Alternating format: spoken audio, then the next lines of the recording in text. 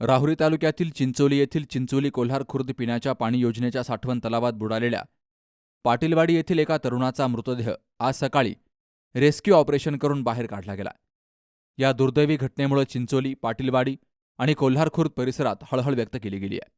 कैलास रामदास ठाकरे, वय वर्ष 34, हा शनिवारी सायंकाळी मित्रांसमवेत तलाव परिसरात गेला असता पाण्यात बुडाल्याची घटना घडली. तर माहिती मिळताच स्थानिक प्रशासन आणि नागरिकांनी शोध मोहीम सुरू केली. मात्र काल अंधार पडल्यामुळं शोधकार्य थांबवावं लागलं. आज सकाळी राहुरी, श्रीरामपूर आणि देवळाली प्रवरा येथील प्रशासनाच्या संयुक्त पथकानं रेस्क्यू ऑपरेशन हाती घेतलं. काही तासांच्या अथक प्रयत्नानंतर कैलास ठाकरे यांचा मृतदेह तलावातील डबक्यात अडकलेल्या अवस्थेमध्ये मिळून आला. त्यानंतर हा मृतदेह बाहेर काढून शवविच्छेदनासाठी रुग्णवाहिकेद्वारे राहुरीत पाठवला गेला. या बचावकार्यात राहुरी, देवळाली प्रवरा आणि श्रीरामपूर नगरपालिकेच्या पथकांसह आपत्ती व्यवस्थापन पथकाचे अनिल जाधव, पोलीस कर्मचारी रवी पवार, तलाठी प्रशांत शेटे आणि जीवनदायी रुग्णवाहिका सेवेतर्फे निखिल भोसले यांनी महत्त्वाची भूमिका बजावली.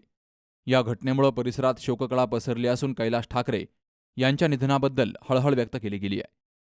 सुहास जाधवसह शरद पाचरणे, सी न्यूज मराठी, राहुरी.